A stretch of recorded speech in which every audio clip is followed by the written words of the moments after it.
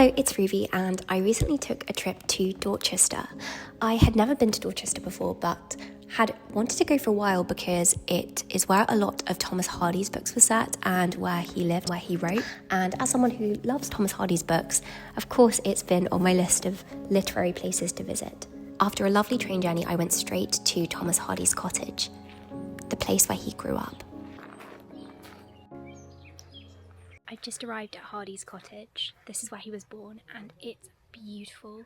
Like, it's one of those buildings you look at and you can't believe it's real. I went inside and it is just beautiful. It feels like stepping back in time, and all of the furniture is from the 19th century. I'm actually in Hardy's cottage. Can you believe it? And it smells amazing. There's a fireplace right here, and they usually have it lit, but it's like 23 degrees today, so they don't. It just feels like stepping back in time. And there are these amazing things on the wall as well. There's a poem by Thomas Hardy here. Thomas Hardy wrote this when he was 16, and please do pause to read it because it's beautiful. Oh my God. Look. I just can't believe I'm actually in Hardy's cottage. He was born in this cottage, and he wrote his first book upstairs, which I will tell you about in a second. But I love that there aren't placards. Like, it feels like they could have just gone out and that we've just stepped in, that we've, broken into the house, as it were. And the table is still set with paper ready. The candlestick is almost burnt down. The pipe and letter opener and ink blot are left on the desk. It's just extraordinary. I had so much fun wandering around this cottage. And the kitchen. I love dining rooms and kitchens in historic houses. I think it feels like one of the most human parts of the building, if that makes sense, because, of course, kitchens and dining areas are where so much conversation and communal interaction happens and where so much time is spent.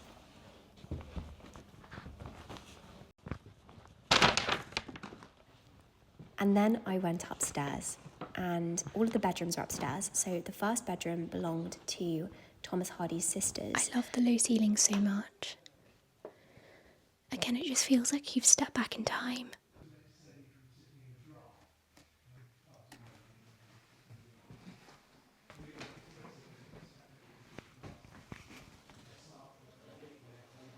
Can you imagine that being the view from your window?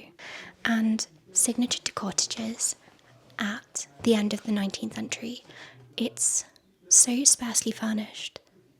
There's barely any furniture, and it's all lots of wood. I love this style of decorating. And then this. This is the room where Thomas Hardy wrote his first book. This was the boys' room. Oh my gosh. Just look. And there, that desk there, that is where Thomas Hardy wrote his first book.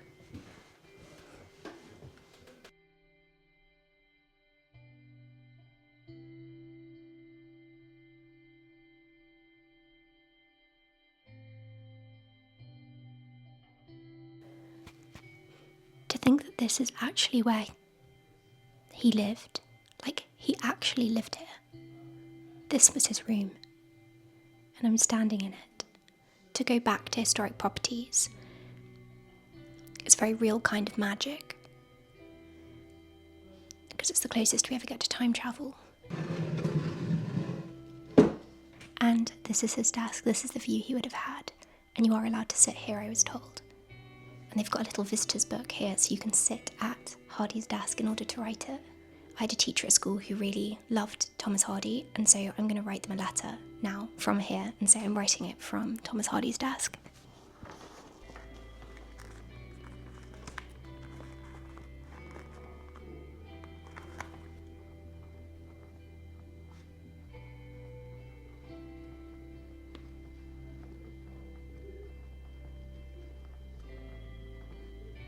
Wow, that's very, very cool.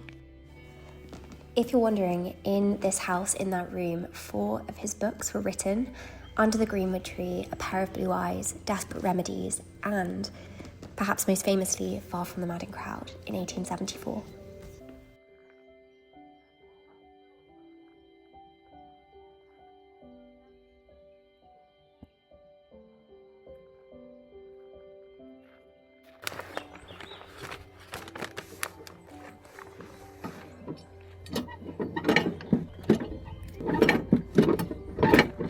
says you can use the pump, but I can't get it to work. Oh my gosh. The Hardy family were builders. I didn't realise that.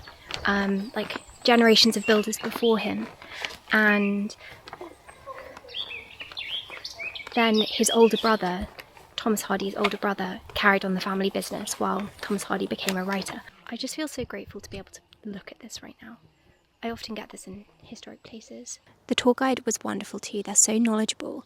National Trust volunteers always are. It really made me laugh though, because at the end he was like, oh, it's great to have someone who has so many questions. I get told this often.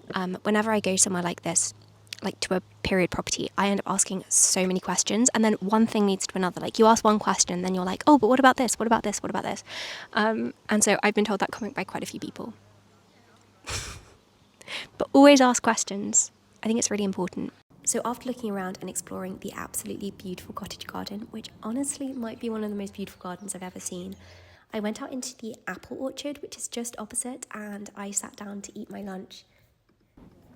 Matilda from the Dorchester Tourism Board had bought me a selection of bits from Oxford's, which is in Dorchester, and the food was amazing. And there was also a forest behind the cottage, and I can't resist walking through a forest.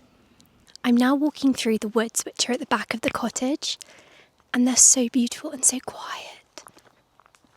There are some birds, but it's very quiet in birdsong.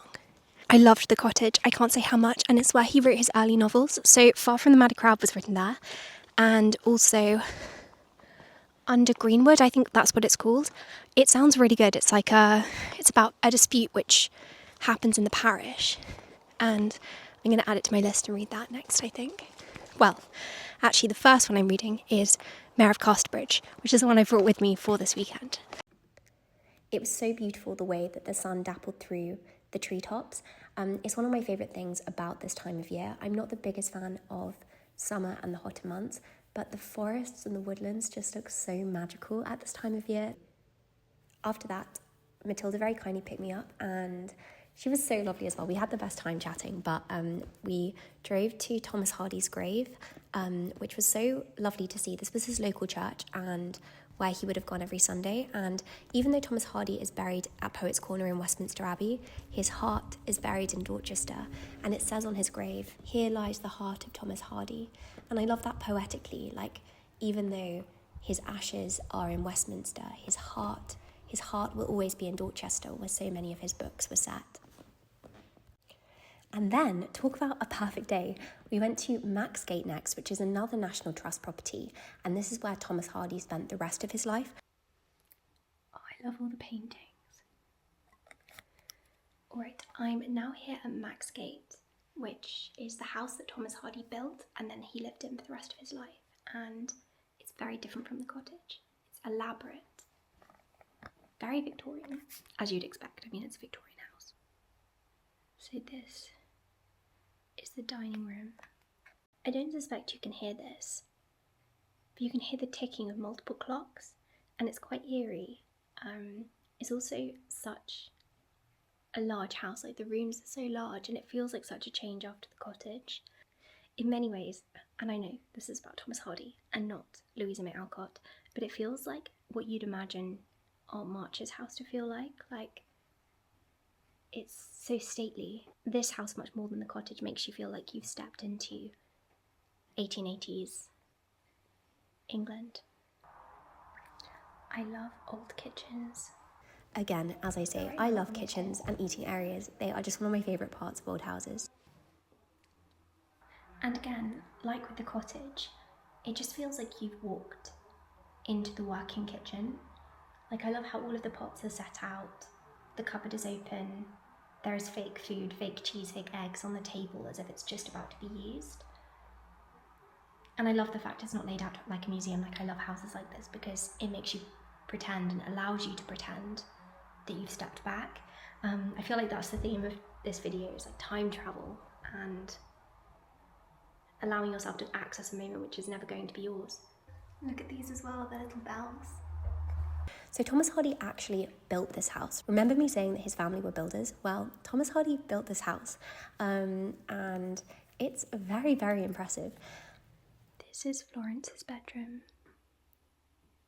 And I love this painting. This woman feeding the seagulls. If you're curious, Thomas Hardy had 2 wives. Emma Gifford was his first wife and Florence was his second wife.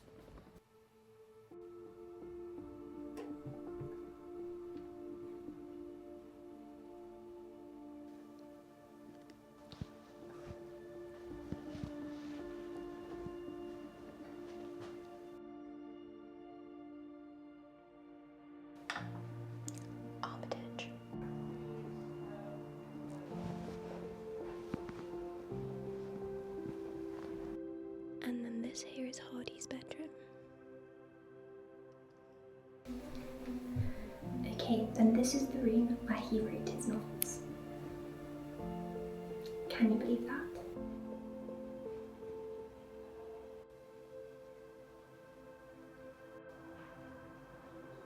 He wrote House of the D'Urbervilles in here. He wrote Jude the Obscure, which is my favourite of his books. Here is the desk, as you can see. That's very, very cool. And Jude the Obscure was the last book he wrote, and he didn't write anymore because it was criticised so much, it was so controversial, and so he stopped writing poetry after that, which he said was his favourite thing to write, and he considered himself a poet over a novelist. And this is the room where he wrote all of his poetry. It was added as an extension to the house and exclusively used for poetry in the later years. And then the final part of the house, tucked away at the top of this narrow, rickety staircase, is an attic room. This is where Emma Gifford lived. Emma Gifford was Thomas Hardy's first wife, and up in this room she kept many, many diaries. However, these diaries do not survive and were destroyed after her death. Their relationship was not without scandal, and eventually Emma Gifford moved into an attic room at the top of the house. She spent the last 2 decades of her life up here in this attic. Beautiful room is the attic. And this honestly was my favourite part of the house. With this beautiful wrought iron bed. And then there's a wash basin and a lamp there. That's a writing slope, I know, because I've got one which looks exactly like it. And then a typewriter. Wow, oh my gosh. That's very cool. It's a beautiful little window looking out over the garden. After that, I went outside to explore the gardens, of course, because how could you resist? And there was also this leaflet that I'd been given, and so I read it front to back. It kind of had all this information about Thomas Hardy's life, and I couldn't resist. And it was so interesting. That was very, very interesting, and I just think it's so cool to go into all the houses and to see the spaces where they actually wrote. Like, they're imbued with the energy of what happened there, I think. I'm just reading this guidebook, which one of the guides gave to me to look through, to borrow.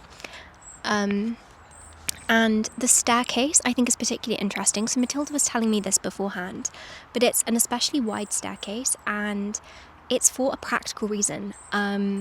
Basically, Hardy wanted for the staircase to be wide enough for a coffin to be comfortably carried down so that in death his dignity could be preserved.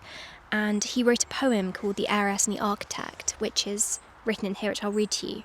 "Such winding ways fit not your days," said he, the man of measuring eye.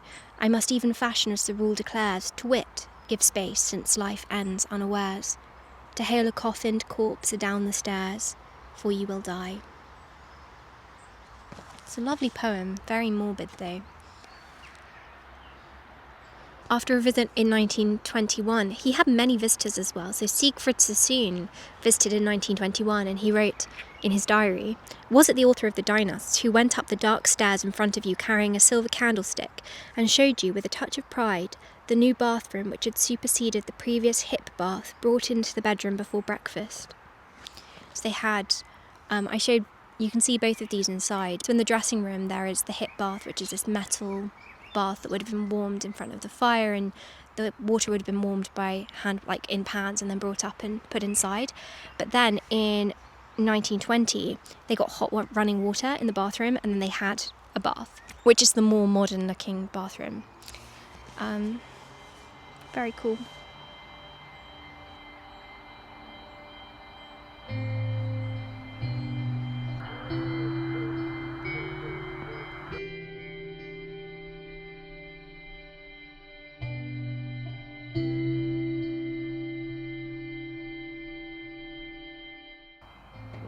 The gardens really are beautiful, and right around the edge of the property is this hedge, and Thomas Hardy would do this walk every day. It was part of his routine, and so of course I did the full loop to kind of get the idea of this part of his routine. I love things like this so much.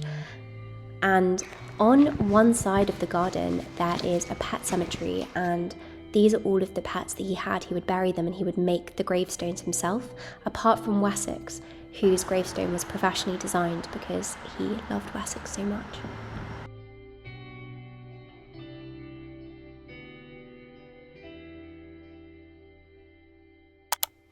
Hello, so I just got back. I'm staying at the King's Arms, and this room is unbelievable. It's actually called an epic room, and that is the word for it. I'm going to show you. It's so nice. So when you come in, there is this corridor, a little hallway, and you go in this side and there is the bathroom. I love the tiles in the shower, and this huge sink. And then this is the main room. How incredible is that, with the beautiful old bath and the bed, and then there are 2 armchairs. It's so nice. Honestly, I am just so grateful to be staying here. I just feel so grateful. And it's also so surreal to think I'm here. I always think this whenever I go anywhere. I'm like, this time yesterday I was at home and now I'm here.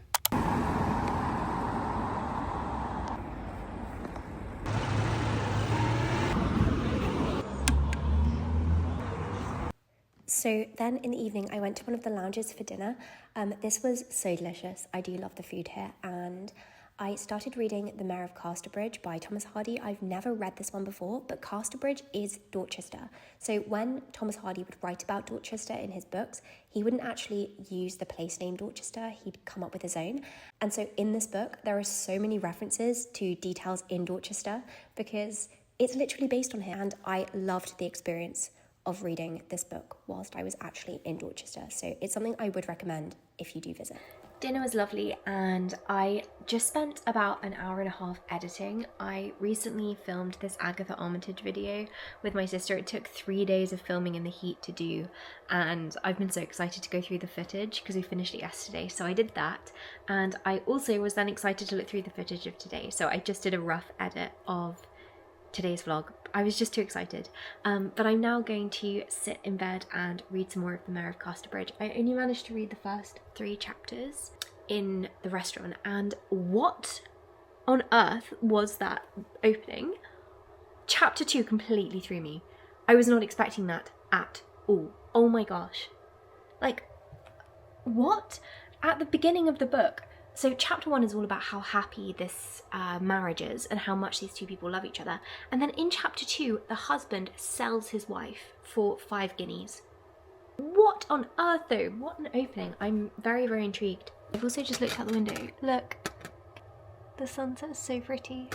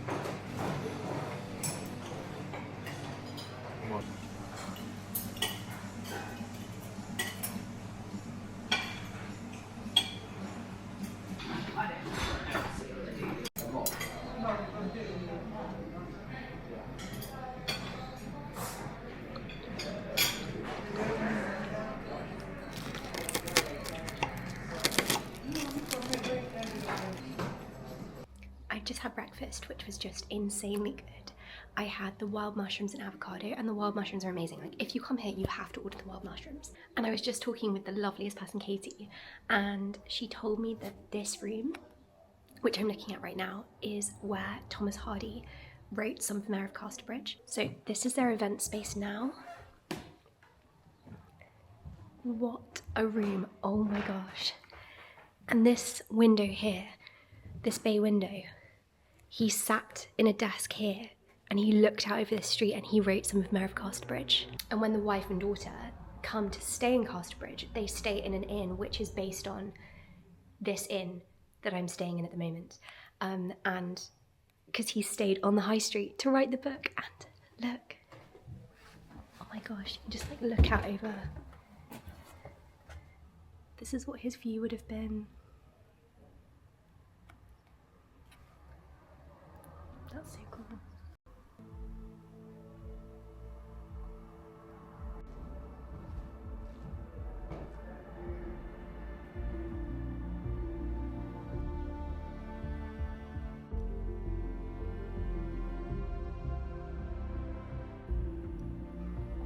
I'm now going to go to the museum.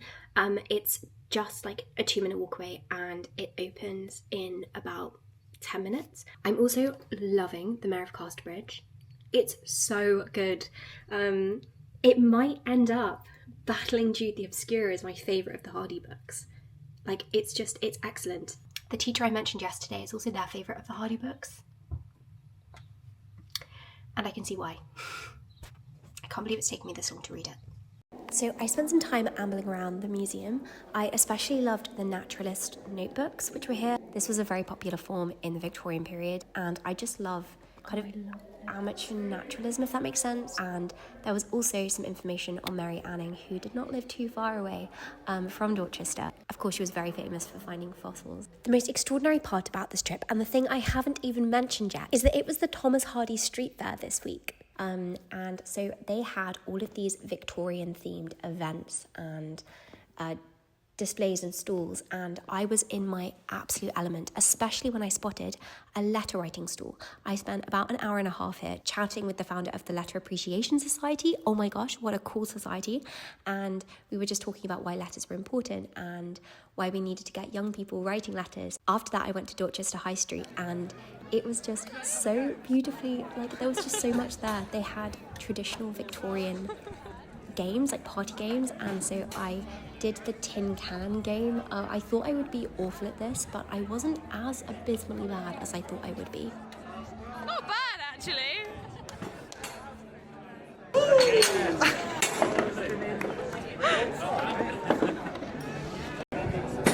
Dorchester also has a town crier, like they still have a town crier.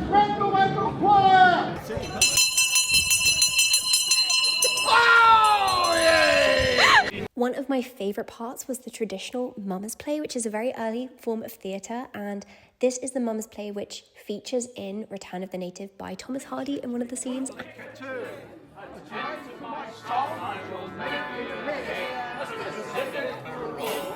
Dorchester beer, all together. Dorchester beer, boys, Dorchester beer. A specific for all is Dorchester beer. Dorchester beer. In comes I, Old Father Christmas. Hooray! Oh, welcome not. I hope Old Father Christmas will never be forgotten. Never! Come on. Come on, Slasher. Come on. Come on. I've learned to do the best cures for all the human brains.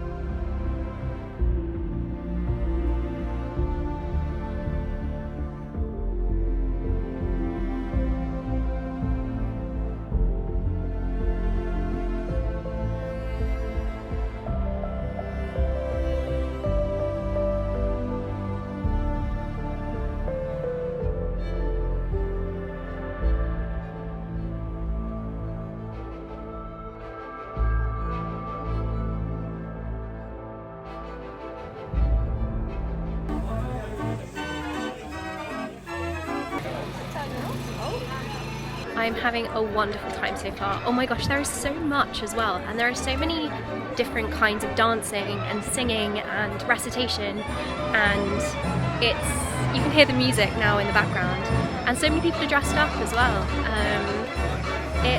Like, I don't know, I'm just having an amazing, amazing time. If you've ever thought about going to something like this, like a Victorian reenactment, Victorian festival sort of thing, you should go.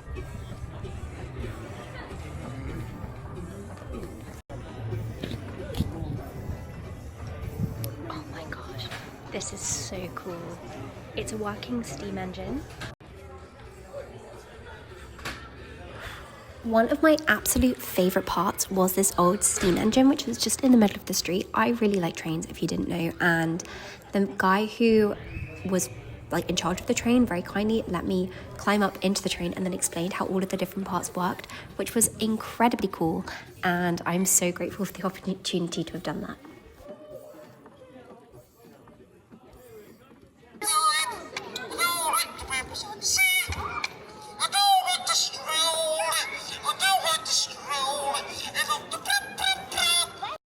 I just saw the steam engine, which was incredible. They've kind of put these like wheel protectors on so they can drive along the road. So they drove it here, which is so cool because usually the wheels are made of metal. And then after that, I watched the Punch and Judy show. I watched the whole thing. It was 30 minutes and it was so good and so nostalgic because I remember watching it when I was a kid in Covent Garden. They're just so funny. And now I'm walking back into town. And as I was walking back, I stumbled across somebody riding a penny farthing. I was mesmerised by this, honestly. It's such a beautiful bicycle and almost doesn't look real. So this is Alberto, and he very kindly did an impromptu interview about penny farthing riding. It just feels like flying. You're floating in the air, effectively. I think everyone has a smile on their face when they see you riding one of these bikes, and it's just a way of life now.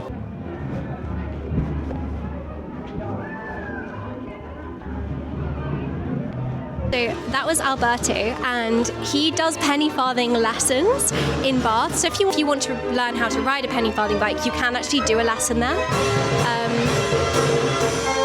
It was very difficult to get that angle though while he was on the bike, so I'm sorry you couldn't actually see all of it. After that, I quickly popped into Waterstones, How Can You Resist a Bookshop? And this book is written by another author who lived in Dorchester. Now, the next and most important part possibly of the day was the ceilidh. This might have been the most fun thing, and I really was not very good at this, but I had so much fun, and it makes me want to do many, many more ceilidhs. Of course, ceilidhs were quite popular in the Victorian period. Ready, on the back.